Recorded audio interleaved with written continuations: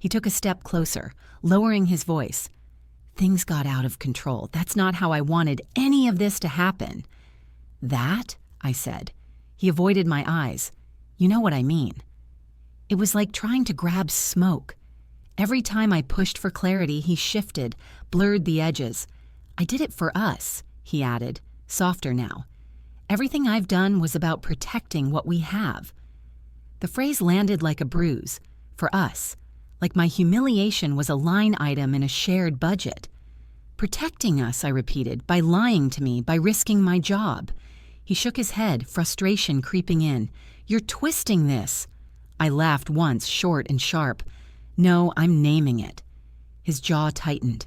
You always do this. You fixate instead of seeing the bigger picture. The bigger picture. Another way to ask me to disappear inside his narrative. He exhaled slowly, then tried a different approach. Maybe the real solution here is space. My chest tightened. Space? From the office, he clarified quickly. Just for a while. You quitting. For peace. There it was. The suggestion was dressed up as concern, but the meaning was clear. If I wasn't there, the problem would go away. If I stopped existing in the place where the truth lived, his life could reset. You want me to quit my job, I said flatly. I want us to heal, he replied, voice rising. And right now, your job is in the middle of everything. My job. Not his actions. Not the footage. Me. Horror. I walked past him into the bedroom without answering. The carpet felt rough under my shoes. I opened the closet and pulled out a suitcase, the zipper sounding too loud in the quiet apartment. What are you doing? He asked, following me. Packing, I said, folding clothes carefully, methodically, like I was performing a task at work. He hovered in the doorway, arms crossing, then uncrossing. You're overreacting. I ignored him, reaching for my charger, my laptop, my passport. I said I'm sorry, he snapped. What more do you want? The apology still hadn't found a subject. He followed me to the bathroom, then the kitchen, his voice chasing me as I moved. I love you, he said suddenly, like it was a bargaining chip. Then, seconds later, you're blowing up our life over nothing. Love and anger, alternating too fast to breathe between. My phone buzzed in my pocket. Seth. I stepped into the hallway and answered quietly. Document everything, he said after I explained, and if you feel unsafe at any point, do not stay alone with him. Unsafe. The word echoed as I looked back at Trent, pacing now, running a hand through his hair. I'll call you later, I said and hung up. I went back inside and zipped the suitcase closed. The sound felt final. Trent stared at it, then at me. You're really doing this? I met his eyes. I'm choosing not to disappear. He didn't respond. He just stood there, wounded expression slipping, something colder surfacing underneath. I walked past him toward the door. Now I understand that when someone turns your home into a negotiation, it's already no longer safe. The cafe was loud in a way that felt intentional. Steaming milk, clinking cups, chairs scraping against concrete floors. The smell of espresso and burnt sugar hung in the air, thick enough to hide inside. Logan chose the table closest to the window, sunlight cutting across his face in sharp lines like a spotlight he didn't want. His hands shook around his paper cup, not dramatically, just enough to notice. Thanks for meeting me, he said, eyes darting toward the door, then back to me. I didn't want to do this at the office. I understand, I replied, keeping my voice even. Seth sat beside me, legal pad already open, pen poised but still. Logan swallowed hard. I should have said something sooner. The words sat between us, heavy. He wrapped both hands tighter around the cup like it might ground him. Trent. He jokes, Logan began. A lot, about everything. I nodded once, already bracing. About you, he added quietly. Heat crept up my neck, settling behind my eyes. What kind of jokes? Logan flinched. He used to say you were easy to control. He winced as he said it. that you didn't ask questions unless you were already apologizing. The cafe noise faded into a dull roar. I stared at the table, at the small chip in the wood near my thumb, focusing on it like an anchor. "And you laughed?" I asked. He nodded, shame flooding his face. I did, not because it was funny, because that's what you do when someone like him talks. The micro-humiliation hit hard, not just that he'd said it, but that it had been entertainment, that my marriage had been a punchline in rooms I wasn't allowed in. "I'm sorry," Logan said quickly. "I didn't realize how bad it was. Not until everything started unraveling." Seth didn't look up. He just wrote. Logan took a breath, then leaned forward. "There's more." I met his eyes. "Tell me." "Trent was selling insider tips," he said. "Not full documents, just enough to give an edge. Timing, strategy. He funneled it through the executive assistant's access so it wouldn't trace back to him." My stomach dropped. "To a vendor?" "Yes," Logan replied. "One we negotiate with regularly." Seth's pen paused for half a second, then continued. "He'd brag about it," Logan added, voice low. "About being smarter than compliance, about how no one ever checks the quiet guys." I felt something cold settle in my chest, not surprise, confirmation. "And the after-hours access?" I asked. Logan nodded. "That was his cover. He'd say he was working late. If anyone saw him in the building at night, it looked legit, dedicated, ambitious." He hesitated. "Sometimes he actually did work. Sometimes he just didn't." I thought about the garage footage, the timestamps, the aftershave. "He liked that it made him untouchable," Logan continued. "A married guy staying late doesn't raise flags. It just looks responsible." The word responsible twisted something in me. Seth finally looked up. "When did this start?" "Months ago," Logan said. "At least." "And you're certain about the vendor?" Seth asked. "Yes." "Names?" Logan listed them, calmly now. Like once he'd started, the fear had loosened its grip. Seth wrote everything down, asking clarifying questions, steering the conversation away from commentary and back to facts, dates, access points, conversations witnessed. I sat there, hands folded, listening to the anatomy of my marriage being dismantled by someone who'd once laughed at my expense. When Logan finished, he slumped back in his chair. "I know this doesn't make up for anything." "No," I said softly. "It doesn't." He nodded. "But I needed to say it." Seth closed his notebook. "Thank you for your cooperation." Logan stood, leaving his cup untouched. "I'm sorry," he said one last time, then walked out into the sunlight. I watched him go, the cafe noise rushing back in. Now I understand that betrayal doesn't survive alone. It needs witnesses who stay quiet. And the moment one of them speaks, the story starts to change. Seth's office was quiet in the way only legal spaces are. Muted carpet, thick walls, the faint hum of a printer somewhere down the hall. The air smelled like paper and coffee that had gone cold. I sat across from him with my hands folded, watching him work the way I used to watch Trent when he wanted to look impressive. Focused, controlled, uninterested in drama. "We do this clean," Seth said, eyes on his screen. "No shortcuts, everything through proper channels." I nodded. I'd learned that lesson the hard way. He explained the process as he went. Requests to preserve records, subpoenas drafted but not filed yet.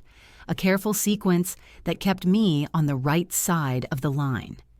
"You don't access anything yourself," he reminded me, "even if you think you can."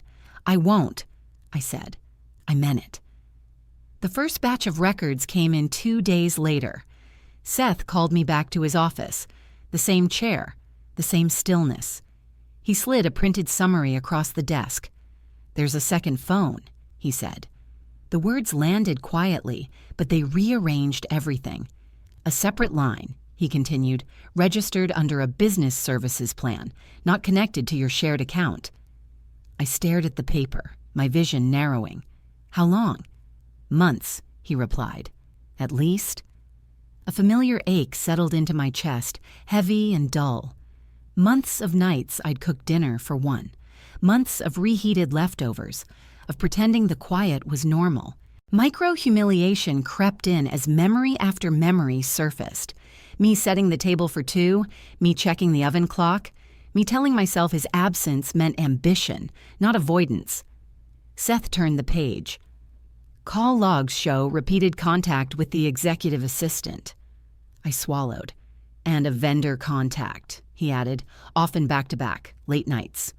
My stomach tightened. Timing? He pointed to a column, consistent, after hours. Another page. Rideshare receipts, Seth said. Pick-up and drop-off locations match the office garage. The image snapped into focus with brutal clarity. The aftershave, the garage footage, the lies stitched together with timestamps. He wasn't just going to work, I said quietly. No, Seth replied. He was staging it. I pressed my lips together, nodding once. We walked the records over to the company through Devon, careful and methodical. No commentary, just data. Devon reviewed them with the same tight professionalism he'd used since the beginning. His jaw flexed as he scrolled. There's more, he said finally. He pulled up badge logs on his screen. Visitor access issued to Trent, repeatedly. I leaned forward. So someone approved it every time. Yes, Devon said, which means this wasn't a one-off lapse. Marianne joined us halfway through, her heels clicking sharply against the floor. She took in the screen, the logs, the call summaries. Her face changed, not with shock, but with something colder. This isn't just personal misconduct, she said. This is operational exposure. The word exposure hung heavy. She straightened, shoulders squaring.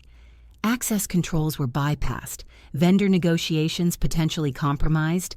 That affects the entire company. For the first time, I saw anger cross her face. Not for me, but for the breach of order she couldn't tolerate. This explains the confidence, she added. He believed the system would protect him. I thought about the way Trent had walked into that restricted suite like he owned it. Seth gathered the documents neatly. Next steps? Marianne didn't hesitate. We escalate. As the meeting ended, I lingered for a moment, staring at the reflection of myself in the darkened monitor. I looked older, quieter, clearer.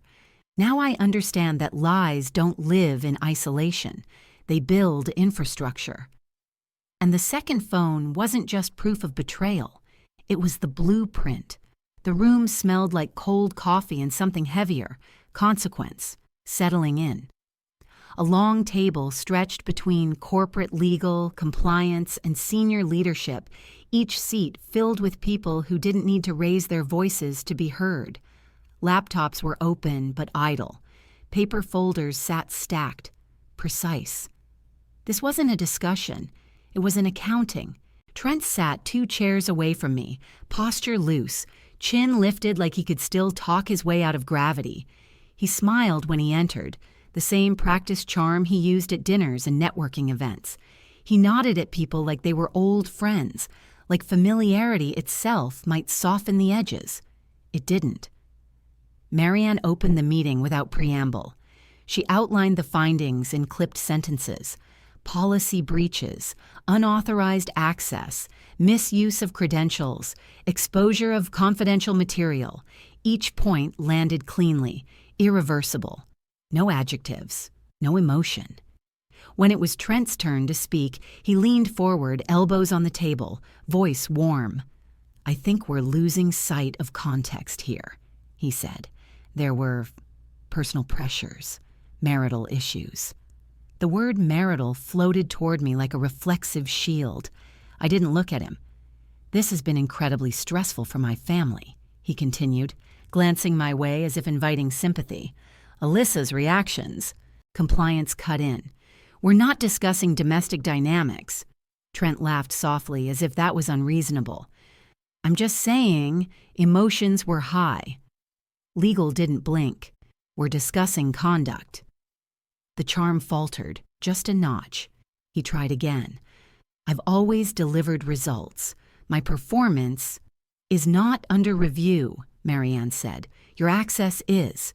He shifted, frustration leaking through the polish. This feels disproportionate. Omar slid a document across the table. These are the timestamps. Seth, seated beside me, didn't speak. He didn't need to. Trent glanced down, then back up, a flash of irritation crossing his face. I didn't steal anything. Legal's voice stayed flat. Unauthorized possession constitutes theft under company policy. Silence pressed in. Marianne folded her hands. Effective immediately, your employment is terminated for cause. The words didn't echo. They didn't need to. She continued, the matter of document handling has been referred to external counsel. All company materials, physical and digital, are to be returned by end of day. Trent opened his mouth, closed it. His foot tapped once, then stilled. Across the table, the executive assistant sat rigid, hands clenched together so tightly her knuckles had gone white. When compliance addressed her, suspension pending investigation, her face collapsed in on itself, not theatrically, just deflated. The realization arrived all at once. The protection she thought she had was never meant for her. I didn't know, she said, voice thin. He told me. Marianne raised a hand. That will be addressed separately. The assistant nodded, eyes shining, used and discarded in the same motion. Trent turned toward me then, a reflex he couldn't seem to stop. For a second, something like anger flashed, quick, sharp, before he caught it and tried to smooth it back into charm. This didn't have to go this far, he said quietly. We could have handled this privately. Seth finally spoke. We did. Legal cleared their throat. Regarding finances, Trent straightened, hope flickering. Yes, about that. The attempted transfers were blocked, Legal said. Accounts preserved. There will be no movement without authorization. The flicker died. I saw it then, the calculation failing in real time, the exit he'd planned collapsing on paper, the leverage gone. His eyes darted, searching for a pivot that didn't exist. This is unbelievable, he muttered. Marianne stood, signaling the end. Security will escort you to collect personal items.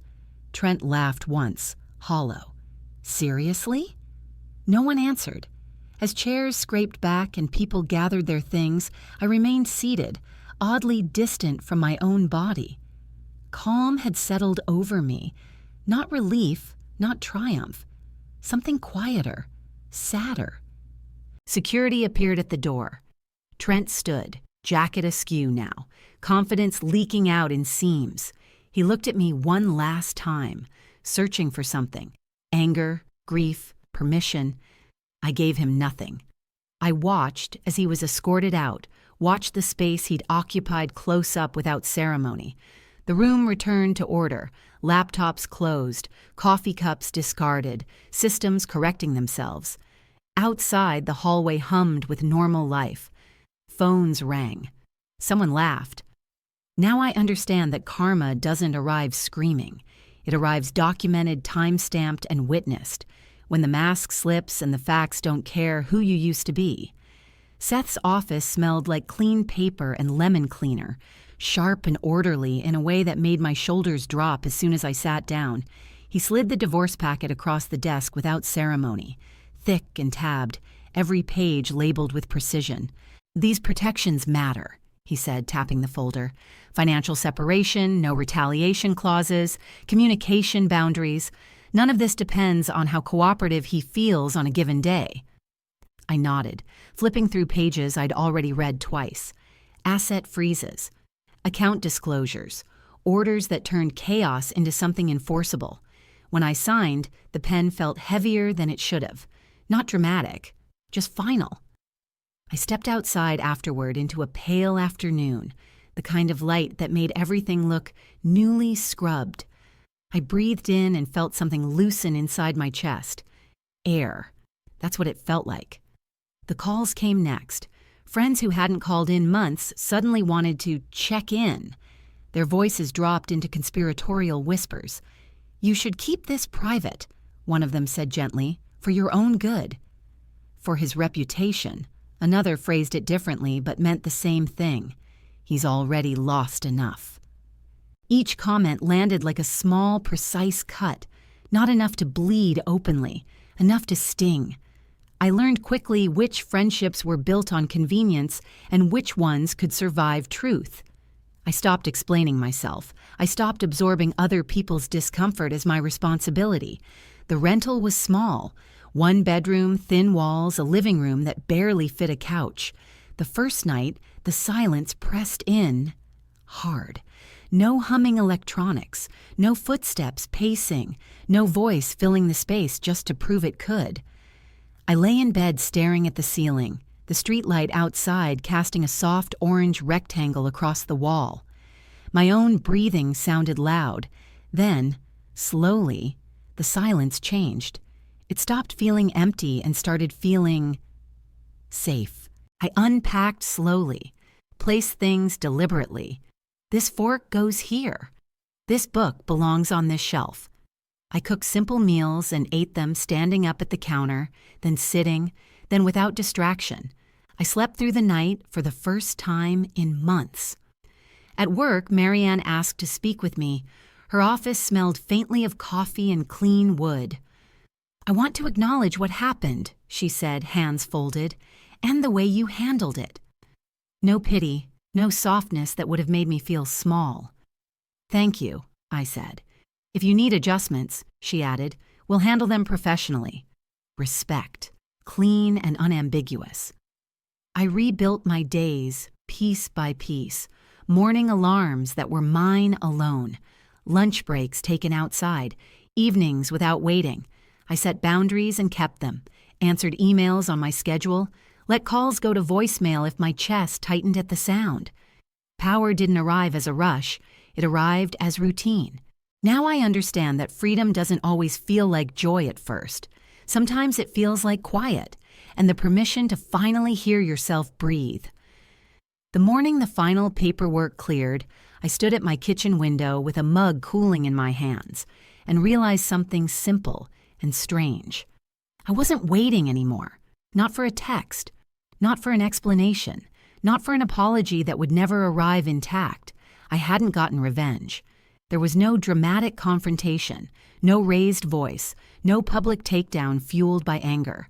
What I got instead was justice, the quiet kind that happens when systems do exactly what they're built to do once you stop protecting the lie and start presenting proof. Courts moved, accounts stayed frozen, boundaries held. And Trent faded from my daily life the way noise does when someone finally turns it off.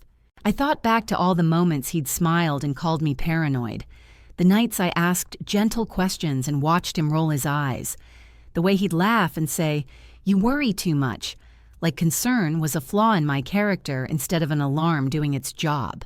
That was the real humiliation, not the footage, not the meeting, but the slow training.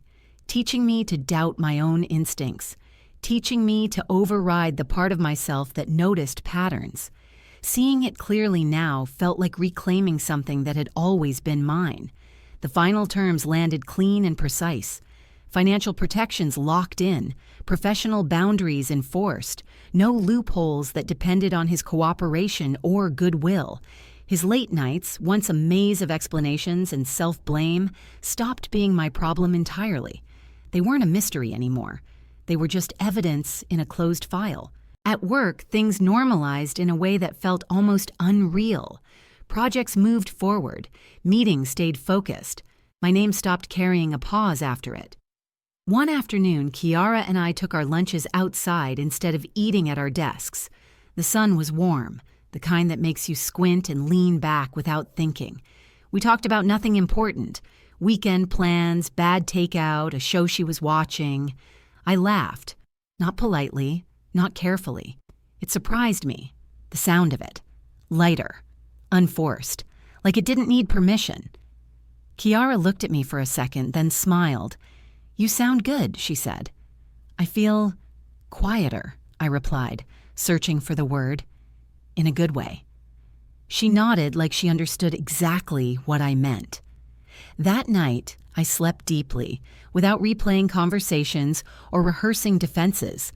The city outside my window hummed softly, distant and unconcerned. Today I know the truth doesn't need volume. It doesn't need performance.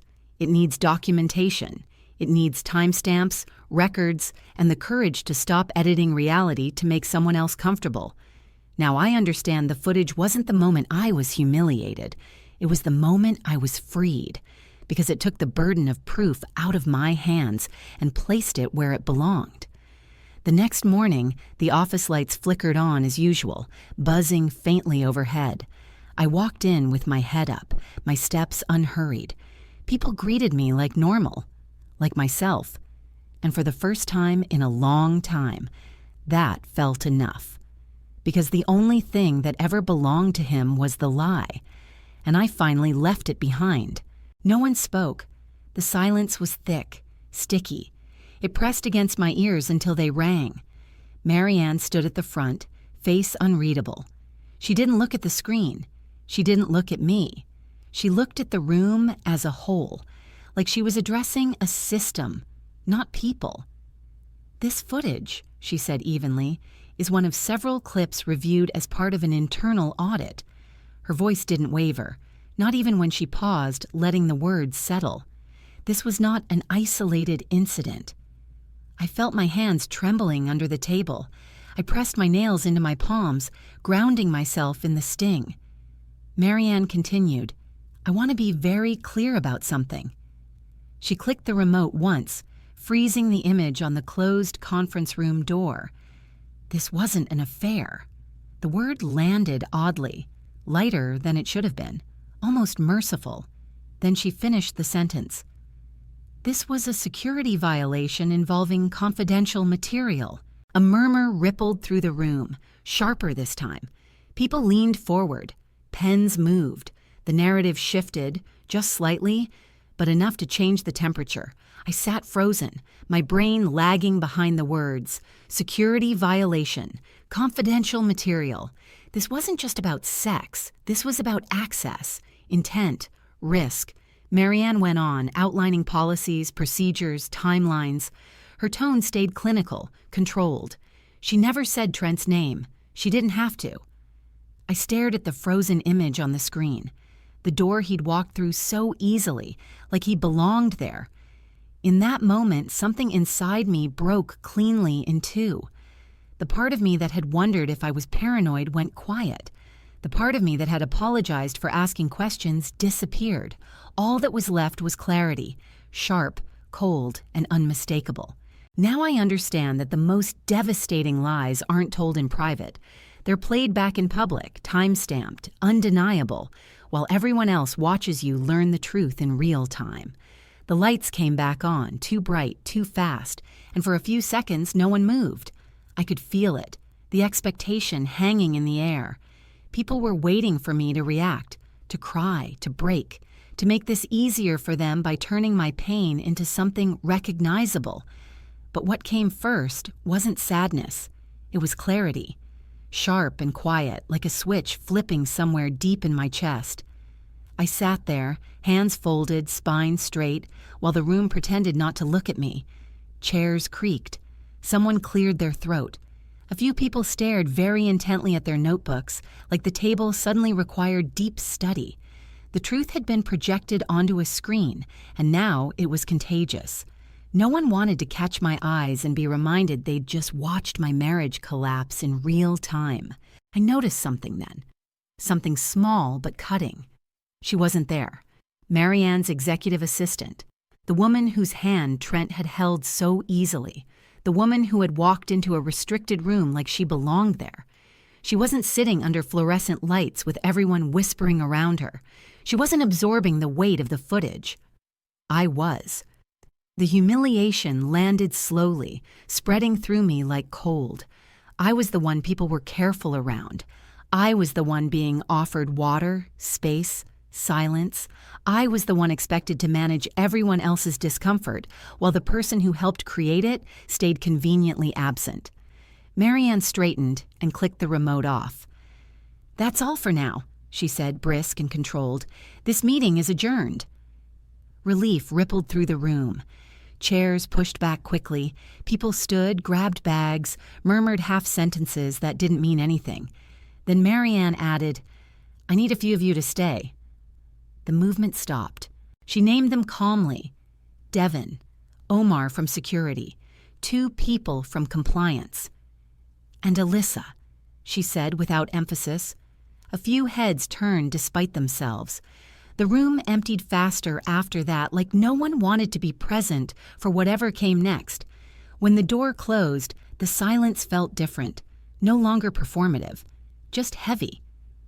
Marianne didn't ask me how I was. I appreciated that more than I expected. She gestured for us to sit again, then took her place at the table, posture rigid. Devin spoke first, slipping smoothly into process mode. "From this point forward, this will be handled as a formal internal investigation." I focused on his voice because it gave me something to hold on to. "There will be individual interviews," he continued, "documentation review. We'll be requesting any information that may be relevant, communications, access logs, anything you believe could intersect with what we've just seen." Intersect. Such a careful word. He looked at me when he said it. Not unkindly, but with that same HR neutrality that stripped emotion from everything it touched. "If at any point you need support," he added, "resources are available." I nodded once. Marianne folded her hands. "This situation extends beyond personal misconduct," she said. "That's why we're being thorough." No one said Trent's name. It hung there anyway. My heartbeat was steady. That surprised me. I waited for the shaking, the dizziness, the delayed shock, but it didn't come. What I felt instead was a narrowing, focus. I cleared my throat. The sound seemed loud in the quiet room. "I'd like to see the full footage," I said. All eyes shifted to me. "Privately," I added, "and I want a copy provided through proper legal channels." The words came out clean, controlled, almost calm. For a split second, Devin looked startled. Then he nodded, making a note. "That can be arranged." Marianne studied me, something unreadable flickering across her face. Respect, maybe, or assessment. "I'll also be willing to cooperate fully," I continued, "and I'll provide anything relevant that I have." No one interrupted me. No one softened the moment. The silence that followed felt different than before. Not awkward, not pitying, intentional. As the meeting wrapped up, logistics replaced emotion, dates, contacts, procedures. I listened, absorbed, filed everything away. My mind was already moving ahead, quietly building something I didn't yet have a name for. When I finally stood, my legs didn't shake. I gathered my things, slowly, deliberately. Now I understand that silence isn't always weakness. Sometimes it's the moment you stop reacting and start planning. The stairwell was empty and smelled like concrete dust and industrial cleaner, sharp enough to sting the back of my throat. The door closed behind me with a hollow clang that echoed down the shaft, and for a moment I just stood there, hand still on the metal bar, listening to my own breathing bounce back at me. I hadn't planned the call. My fingers moved before my thoughts could catch up, dialing his number like muscle memory, wife behavior, reflex. He picked up on the second ring. "Alyssa," he said, already exhaling like I'd interrupted something important. "What's going on? I'm in the middle of—" "I saw the footage," I said. There was a pause. Not long, just long enough to feel calculated. "Okay," he replied, calm, too calm. "And?" "And it was you," I said. "In the garage, with her." Another pause, longer this time. "Listen," he said finally, his voice dropping into that familiar, soothing register. "It looks worse than it is." Something in my chest tightened, not with pain, but with recognition. This was his opening move: dismiss, shrink, reframe. "You were wearing a visitor badge," I said. "You walked into a restricted room." "Alyssa," he sighed, like I was a child spiraling. "You don't understand how these things work." My grip tightened on the phone. The stairwell felt colder, the air thinner. Somewhere above me, a door opened and closed, footsteps fading away. No one was close enough to hear me if I raised my voice. I didn't. Why? He continued, smoothly redirecting. Would Marianne do that to you? I blinked. Do what? Humiliate you, he said. The word sharpened just enough to land. Putting that on a screen? In front of everyone? That was unnecessary. There it was. The pivot. Not why were you hurt? Not I'm sorry. But why would she do that to you? She didn't humiliate me, I said slowly. You did. He scoffed softly. That's not fair. The words felt surreal, floating between us like they didn't belong to this moment, like we were arguing about dishes instead of my entire reality cracking open. We're a team, he said then, firmer now. You and me, always have been. My stomach dropped. You don't throw your teammate under the bus, he continued. You don't let outsiders control the narrative. Outsiders. Like my job. Like my life. I'm not throwing anyone anywhere, I said. I didn't make that footage. But you're standing there letting them spin it, he snapped. Letting them turn this into something it's not. What exactly is it not? I asked. Silence. Not the kind where the call drops, the kind where someone is choosing their next words carefully. I swallowed. What about the documents, Trent? What documents?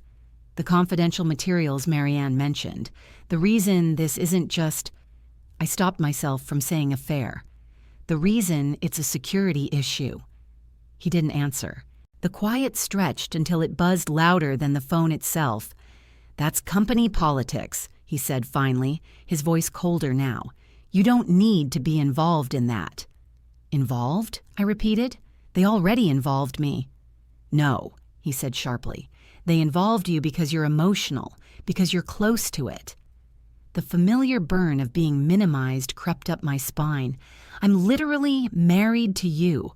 Exactly, he said, which is why you need to stay out of it.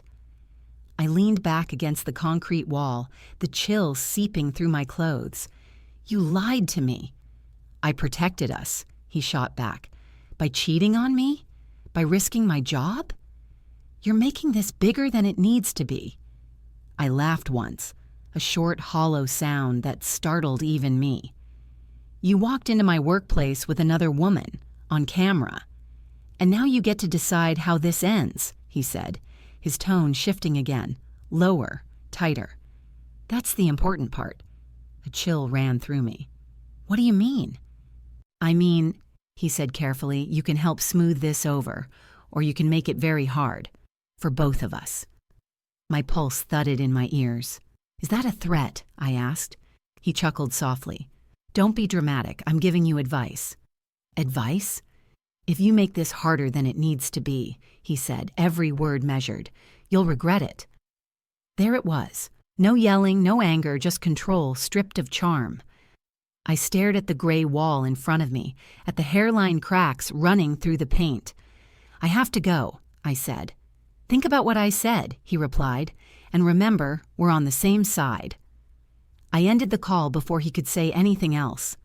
The stairwell was silent again, except for my breathing, slow, steady, unfamiliar. Now I understand that love doesn't warn you to stay quiet, and loyalty isn't something you use to scare someone into protecting your lies. I barely tasted my lunch as I left the building, the afternoon light too bright after the dim corridors upstairs. My heels clicked faster than usual on the sidewalk, my badge still clipped to my bag like I might need to prove who I was to myself. The bank branch sat on the corner, all glass and neutral signage, pretending to be calm. Inside, the air was cold and smelled like carpet shampoo and recycled breath, the kind of clean that tried too hard. A line snaked toward the counter, people staring at their phones, unaware that my entire life felt like it was leaking out of me with every step forward. I checked my watch. I had 32 minutes before I needed to be back. When it was my turn, the teller smiled politely, the way people do when they don't expect trouble. How can I help you today? I need to review recent activity on a joint account, I said, sliding my ID across the counter. My voice sounded normal. That felt like an accomplishment. She typed for a moment, then frowned slightly. Is your husband aware you're requesting this? The words landed wrong. Permission, awareness, ownership. I'm on the account, I said carefully. Yes, she replied, still polite, but sometimes we like to confirm. I don't need permission, I cut in, sharper than I meant to. Heat flared in my chest, biting at my tongue. I swallowed it back down, forced myself to breathe. Please. Her smile tightened, but she nodded and gestured for me to follow her to a small office. The banker who met me there had the calm, padded demeanor of someone used to bad news. He swiveled his monitor so I could see it and pointed to a line item highlighted in yellow. This was added late last night, he said. A new external payee. My eyes locked onto the timestamp. 11:52 p.m. The same window as the garage footage, the same hour Trent had said he was wrapping things up. My pulse thudded hard enough that I felt it in my ears. What kind of payee? I asked. An individual account, he replied. Large transfer scheduled, not completed yet. Relief and terror collided in my chest. Can you stop it? Yes, he said, but we need to act now. I nodded too quickly. Freeze it. His fingers moved across the keyboard, deliberate and efficient. The click of the mouse sounded louder than it should have. Final. Done, he said. I'd also recommend separating accounts immediately. I want to, I said. Today. He glanced at me, then nodded again, already opening new forms. We can do that. As he worked, my phone buzzed in my hand. I didn't look. I already knew who it was. Given the timing, he continued, you may also want to place a fraud alert on your credit, just as a precaution. Fraud. The word made my stomach twist. I have a lawyer, I said suddenly, surprising myself. Good, he replied. That's wise. I stepped out of the office to make the call, pressing myself into a quiet corner near the ATM machines. The whirring and beeping of cash dispensers filled the space between breaths. Seth answered on the first ring. I explained everything quickly. The footage, the call, the bank. He didn't interrupt. This is common, he said when I finished. Unfortunately, common. Another word that made something inside me go cold. Spouses who know consequences are coming often try to move money first, he continued. Drain accounts, create leverage, leave the other person scrambling. So this was an exit? I asked. Yes, he said gently. An exit strategy. I closed my eyes, leaning my forehead briefly against the cool glass of the machine. Images flickered through my mind. Shared plans, shared savings. Every time he talked about our future like it was a joint investment. Here's what we do, Seth said. You did the right thing freezing the transfer. Separate finances, place the fraud alert, document everything. Okay, I whispered. And Alyssa, he added, do not warn him. Let the paper trail speak. When I hung up, my hands were shaking, not from fear, but from something sharper. Anger, finally stripped of confusion. I finished the paperwork, initialed lines, watched accounts split into his and mine like clean incisions. The banker slid copies toward me. The paper felt heavier than it should have. As I stepped back out into the sunlight, my phone buzzed again. I didn't answer. Today, I understand that betrayal isn't just emotional, it's logistical. And the moment he tried to take the money was the moment his lies stopped being personal and started being criminal.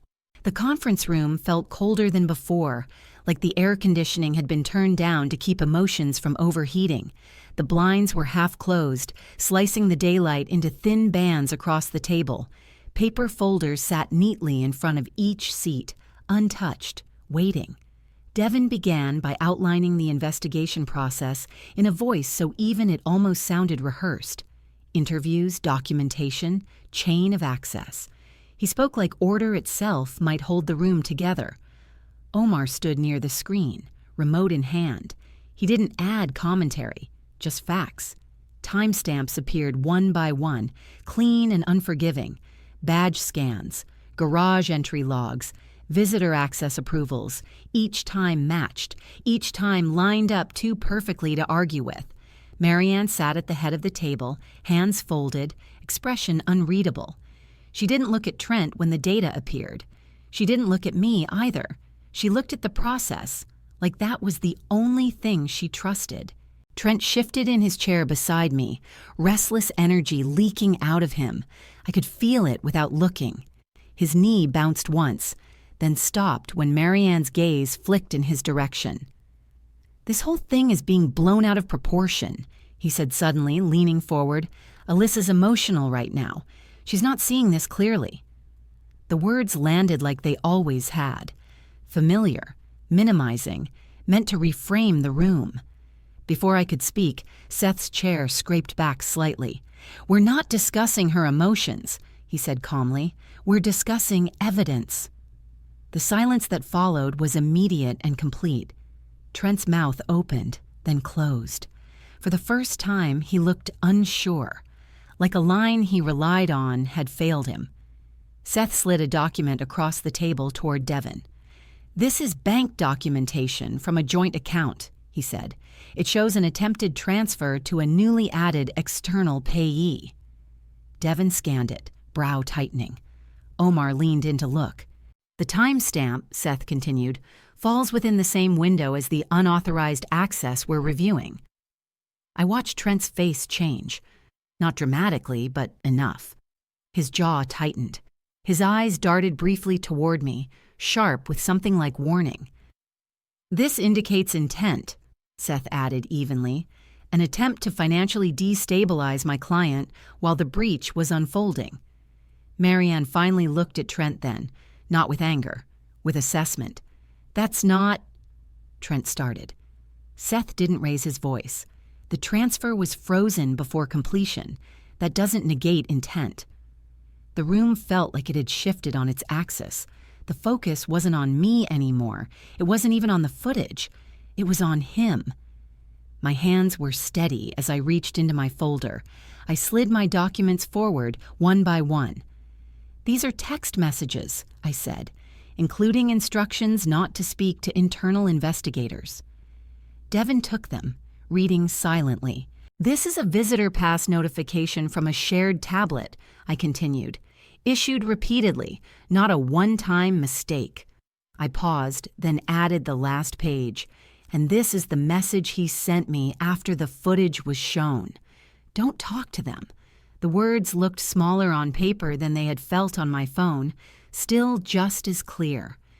Trent shook his head slightly, forcing a smile that didn't reach his eyes. "You're letting this get personal," he said. "This is between us."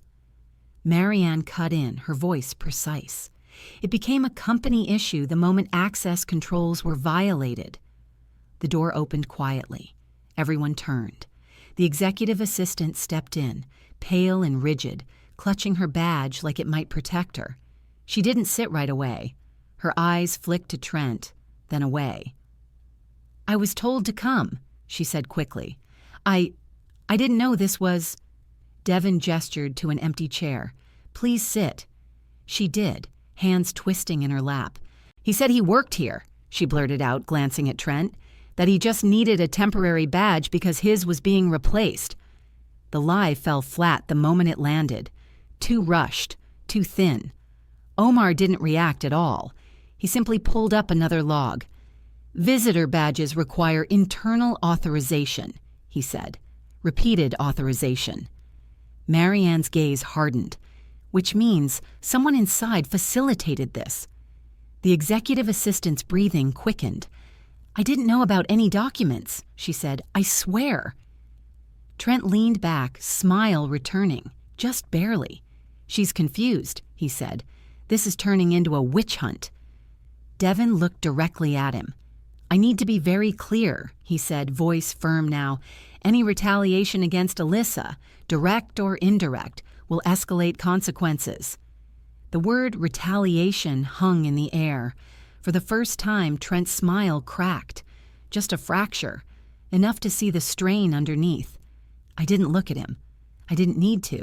The power had shifted without noise, without drama, not because I argued louder, but because I brought proof. Now I understand that control doesn't disappear all at once. It slips, quietly, when the room stops letting someone rewrite reality out loud. The apartment felt smaller when I walked in, like the walls had shifted while I was gone. The lights were off except for the lamp by the couch, casting long shadows across the floor. It smelled faintly of the lemon cleaner I'd used that morning, mixed with something heavier, his cologne, lingering like a claim. Trent stood up when he saw me, not rushed, measured. His shoulders were slumped just enough to look wounded. "Alyssa," he said quietly, like he'd been practicing my name. "I'm sorry."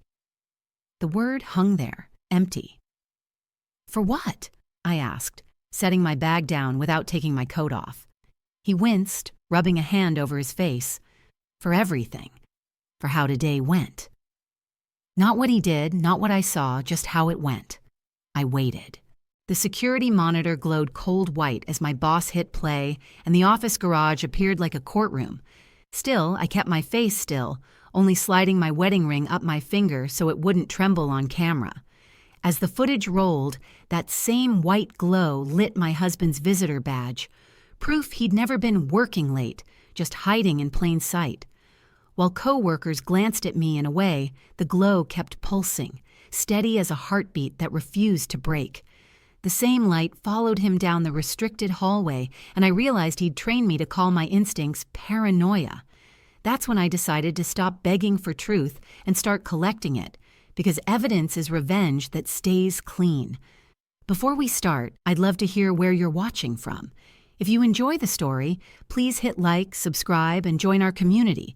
It really helps us grow. The kitchen light was too bright for midnight, the kind that flattened everything it touched.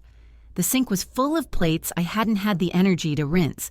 The counter showed every crumb. When I caught my reflection in the microwave door, my eyes looked older than they had that morning. I stood barefoot on the cold tile, phone heavy in my hand, watching the screen fade to black and light again. 11:47 p.m., late enough to feel foolish for waiting, early enough to still hope. The front door opened softly, followed by the familiar clink of keys in the bowl. Trent's footsteps were steady, confident, like nothing in his day had gone wrong. He walked in with his shoulders back, tie loosened just enough to suggest exhaustion without actually wearing it. The smell reached me before he did. Aftershave, clean and sharp, cutting through the stale kitchen air. Not the usual end-of-day smell. This was fresh, deliberate. He leaned in and brushed a kiss near my cheek, close enough to count but distant enough to avoid me. "You're still up?" he asked, already annoyed. "I waited," I said. "You said you'd be late. Again." He sighed like I'd inconvenienced him. "Yeah, working late again." The words landed heavy, final, like a verdict. I felt suddenly childish for asking anything at all. "What time did you leave?" I tried. His jaw tightened. "Why does it matter?" I was just asking. He turned, leaning against the counter. "You're interrogating me, Alyssa." The room felt smaller. "I didn't mean it like that." "Then don't do it like that." He opened the fridge, cold light spilling out. "My phone's been blowing up with work." Work, the shield word, the one I wasn't allowed to touch. "I saved you dinner," I said. I ate. "At home?" "At the office," he replied too quickly. "We ordered in." I nodded, pretending the answer settled something. It didn't. My eyes stayed on his collar, still crisp, no sweat, no wrinkles. The aftershave lingered, bright and wrong. "Must be nice," he said suddenly, filling a glass with water, "to clock out." I stiffened. "What?"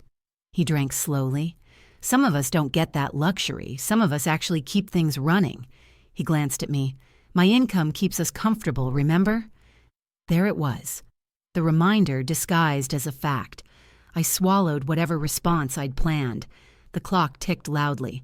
A laugh track drifted through the wall from a neighbor's TV. Trent set the glass down and picked up his phone. It vibrated immediately, sharp against the counter. The screen lit up with a name I didn't catch before his hand moved. He flipped it face down, fast, automatic. My chest tightened. Who was that? No one.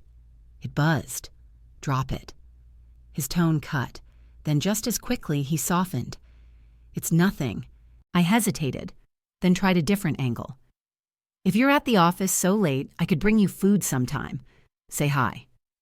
He snapped, no, before I finished. The word hung between us. Then his face rearranged itself into something gentler. Don't worry about me, he said sweetly. I've got it handled. He touched my shoulder lightly. Go to bed. You look tired.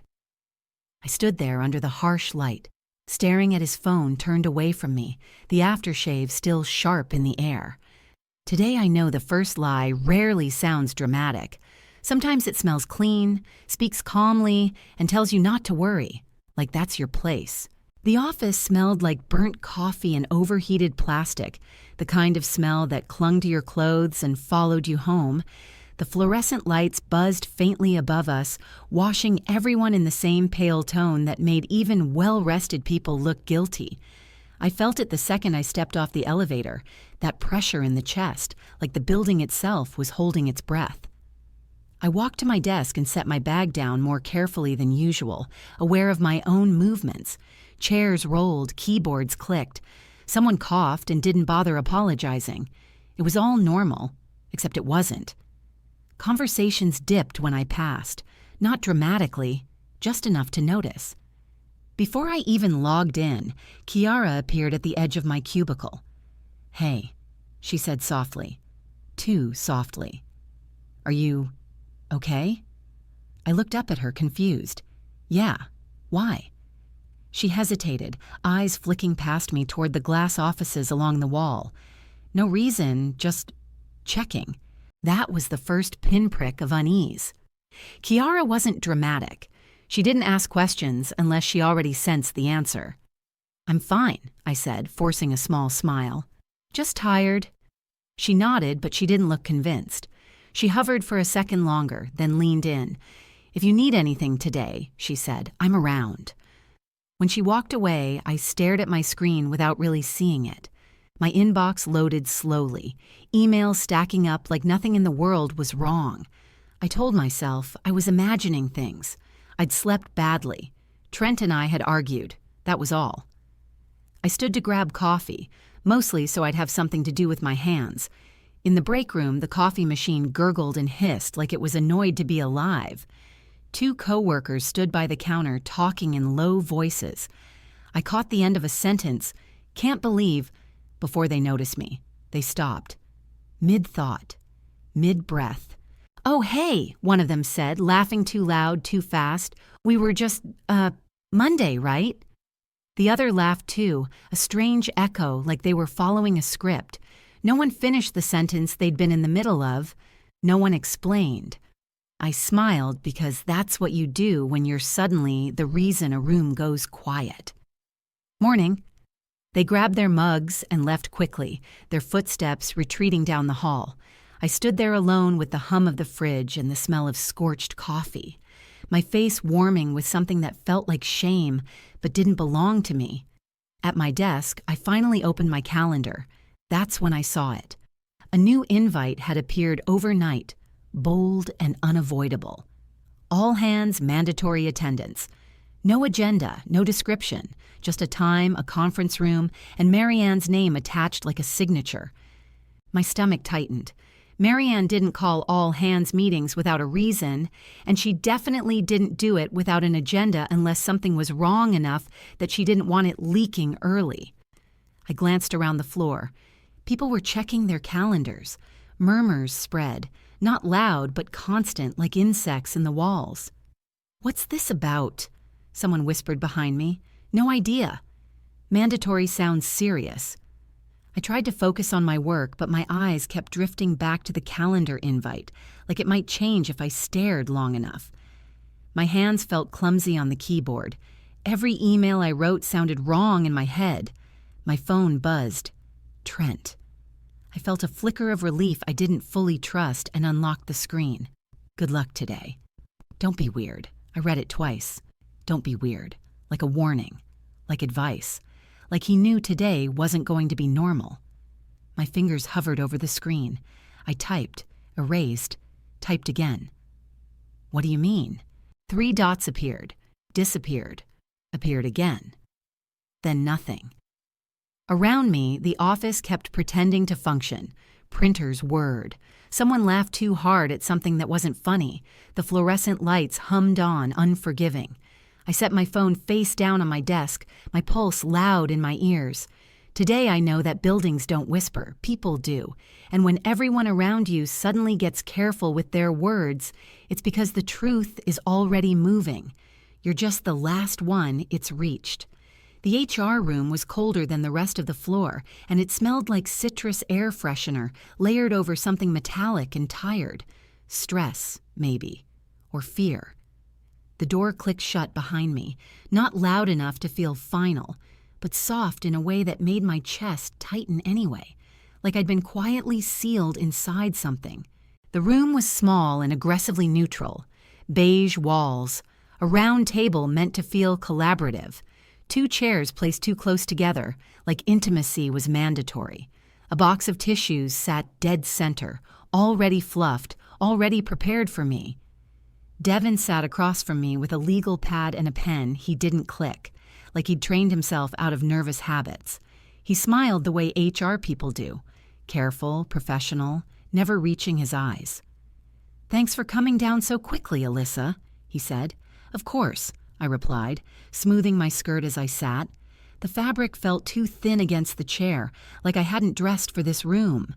He folded his hands. "This is just a brief check-in ahead of today's meeting." Check-in. The word landed wrong. He glanced at his notes, then back up at me. "I need to ask, are there any personal conflicts in your life right now that could potentially affect your experience at work?" The phrasing made my stomach drop. Personal conflicts affect your experience. It sounded less like concern and more like liability. "I don't think so," I said slowly. "Why?" He nodded as if that answer had been expected either way. "We just want to make sure you're supported." Supported. He said it gently, kindly even. But there was something in the tone. The same tone doctors use when they've already decided you're going to cry. The same tone managers use when they think you might be a problem they need to manage. I shifted in my chair. "Am I in trouble?" "Oh, no," he said quickly, holding up a hand. "Not at all. This isn't disciplinary." That should have reassured me. It didn't. The hum of the ventilation system filled the silence between us. I noticed the faint scuff marks on the floor under my chair, like other people had sat here and pushed back abruptly. I wondered how many of them had felt blindsided too. Devin cleared his throat. "There may be some sensitive content discussed in the all-hands meeting." Sensitive content. My fingers curled together in my lap. "About what?" He hesitated, just a beat too long. "Sometimes," he continued, "we advise employees to step out of meetings if there's a chance the material could feel personal."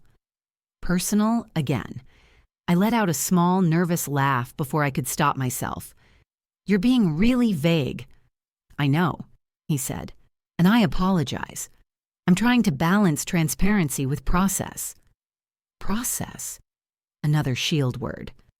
"So you're asking me," I said carefully, "if I want to skip a mandatory meeting, without telling me why?" He pressed his lips together, then glanced down at his notes. When he looked back up, something had shifted. Not softer, heavier. "I can say," he began, "that the topic intersects with someone in your household." The room seemed to tilt. "My household?" I repeated. He nodded once. "Yes." I felt heat rise up my neck, followed by a cold sweep down my arms. My brain started flipping through possibilities like cards. Did Trent file a complaint? Was there a budget issue? A conflict of interest I didn't know about? "Is this about my performance?" I asked. "No," Devin said quickly. "Your work has been solid." Then why did I feel like I was the one being assessed? I leaned forward without realizing it. "Devin, I need you to be clearer." He exhaled slowly, then said, I can't give specifics right now.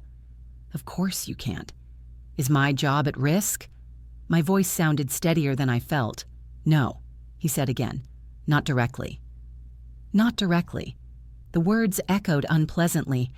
He slid a small packet of paper toward me. This is just information about employee resources, he said, in case today brings up anything unexpected. I stared at the packet. Counseling? Leave policies? Reporting options. This wasn't preparation. This was containment. So what are you suggesting? I asked. He met my eyes. I'm suggesting you do what feels right for you. That was the problem. Nothing felt right. I sat back, my heartbeat loud in my ears. I'll stay, I said. I want to hear it. He nodded, making a note. Okay. As I stood to leave, the chair legs scraped softly against the floor. The door opened with the same quiet click it had made when I entered, like the room didn't want to draw attention to itself. Out in the hallway, the office noise rushed back in, phones, voices, footsteps, but it all felt distant, muffled. Today I understand that when people start talking to you like you might break, it's because something already has, and they're just deciding who's allowed to see the pieces. The conference room hummed with low voices and the scrape of chairs, the kind of sound that usually meant routine updates and forced attention. But as I stepped inside, that hum shifted. Conversations didn't stop. They just bent around me, like a current parting around something it didn't want to touch. I chose a seat near the middle of the table, aware of my posture, my breathing, the way my hands folded together too tightly. The air smelled faintly of dry erase markers and overworked ventilation. Fluorescent lights reflected off the glossy table surface, making everyone's face look sharper, more tired, more exposed. People kept glancing at me, not openly, sideways, quickly, then looking away as if they'd been caught staring at a bruise. I told myself it was in my head, that HR had just rattled me, that I was projecting meaning onto neutral things. But my body didn't believe that lie. My shoulders stayed tense. My jaw ached from clenching. A woman from finance, someone I'd exchanged polite emails with but never spoken to, leaned over and slid a paper cup toward me. Here, she whispered. Water. Her eyes held something soft and awful. Pity. Thanks, I said automatically, my fingers closing around the cup. The water was cold, condensation slick against my palm. I took a sip I didn't want, just to give myself something to do, then set it down carefully, like if I moved too fast I might shatter. I wanted to disappear, not dramatically, just quietly, to become invisible the way I apparently already was, except without the looks. At the front of the room, Marianne stood perfectly still. Her jaw was tight, lips pressed into a thin line that meant she'd already made decisions. She held the presentation remote loosely in one hand, but the way she gripped it reminded me of a judge holding a gavel, waiting for the moment to bring it down. She didn't smile. She didn't check her watch. She just waited. The quiet stretched. I scanned the room, trying to anchor myself in details, counting familiar faces, empty chairs. That's when I noticed it. Trent wasn't there. That shouldn't have mattered. He didn't work in my department, but something about his absence landed wrong. My stomach tightened further as I kept looking. Another empty seat. Logan, Trent's coworker, the one he'd mentioned a few times recently in passing, the one whose name had started to sound rehearsed. I looked again, just to be sure. No Logan, no Trent. The space where they should have been felt deliberate. My phone buzzed in my hand before I realized I'd picked it up. Trent. My heart kicked hard against my ribs as I read the message. Whatever happens, remember I love you. I stared at the screen, the words swimming slightly as my pulse roared in my ears. Whatever happens, not good luck. Not are you okay. Whatever happens, like a disclaimer, like something he knew I was about to walk into. The timing felt wrong, too precise, too calm. My thumbs hovered over the keyboard. I typed, then erased, typed again. What's going on? Before I could send it, Marianne cleared her throat. The sound cut through the room cleanly, instantly. Chairs stopped shifting. Whispers died. I locked my phone and set it face down on the table, mirroring Trent's habit from the night before. The realization made my skin prickle. Marianne's eyes swept the room once, sharp and assessing. When they passed over me, they didn't linger, but they didn't soften either. "Thank you all for coming on such short notice," she said. Her voice was steady, controlled. "This meeting is mandatory, and it's important that everyone remains present until we conclude." The word conclude echoed unpleasantly. I wrapped my fingers together under the table, nails pressing into skin. My mouth felt dry despite the water. Someone a few seats down shifted uncomfortably. Another person crossed their arms. The room felt like it had shrunk, walls inching closer, ceiling pressing down. I thought about Trent's text again, about the way he'd told me not to worry, about the aftershave, about HR's careful words. My breathing went shallow. I forced it slower, quieter, afraid even the sound of it might draw attention. Marianne lifted the remote slightly. "Before we begin," she said, "there are a few things that need to be addressed." My phone buzzed again, once against the table. I didn't look. I sat there surrounded by people who suddenly felt like strangers, waiting for something unnamed to happen to me. Now I understand that waiting can be its own kind of punishment. That moment when everyone else already knows, and you're the only one still hoping the floor won't give way. The lights dimmed without ceremony, and the low hum of the projector filled the room. The screen at the front flickered once, then settled into grainy black and white. A timestamp glowed in the corner, stark and undeniable. Late night, our parking garage. I recognized it instantly. The concrete pillars, the painted numbers, the security camera angle I'd walked past 100 times without ever looking up. The timestamp sat heavy in my chest. It matched the nights, all of them, every working late. Every sigh, every look he'd given me like I was unreasonable for asking when he'd be home. A car pulled into frame. My breathing slowed, not because I was calm, but because my body was bracing. The driver's door opened. A man stepped out, adjusting his jacket like he knew he was being watched, even if he didn't know how. The image sharpened just enough. Trent, not wearing his company badge. My brain tried to reject that detail first. I leaned forward slightly as if proximity would change the pixels. But it was clear. A white visitor badge clipped to his jacket, swinging lightly as he walked. Temporary, disposable. The kind you're given when you don't belong. Around me, I felt movement. Chairs shifting, someone clearing their throat. I didn't look at anyone. I couldn't. Another figure entered the frame. A woman. She walked with purpose, heels clicking softly even through the muted audio. She didn't hesitate, didn't look around. She went straight to him like she knew exactly where he'd be. Recognition hit before denial could catch up. Marianne's executive assistant. The room seemed to tilt. Not dramatically, just enough to make everything feel wrong. I felt heat flood my face, then drain just as fast, leaving me cold and hollow. On the screen, they spoke briefly. No sound, but their body language said everything. Familiar. Easy. She laughed at something he said, head tilting in a way that wasn't professional. I heard a quiet intake of breath somewhere behind me. My own came shallow and sharp. They didn't head toward the elevators that led to the main floors. Instead, they turned down a side corridor most employees didn't even know existed. The restricted conference suite. I'd only been there once, for a tightly controlled vendor negotiation. Soundproof. No windows. Access logged and monitored. The footage switched cameras. The hallway was narrower here, lights dimmer. They walked close together. Too close. Then she stopped, turned toward him. They kissed. It wasn't rushed. It wasn't hidden. It was practiced, comfortable. Like something they'd done before and would do again. My stomach dropped so hard it felt physical. Trent reached for her hand and pulled her forward, fingers lacing through hers with an ease that burned. He didn't look around. He didn't hesitate. He led her like it was routine, like I was a footnote.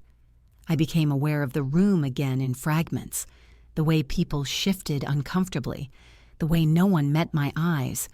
I caught glimpses, quick glances in my direction, then away, like my pain might splash if they looked too long. Micro-humiliation settled in my chest, heavy and suffocating. Not just that it was happening, but that it was happening here, in front of everyone, on a screen I couldn't turn away from. The footage kept rolling. The door to the suite opened. They disappeared inside. The lights came back up.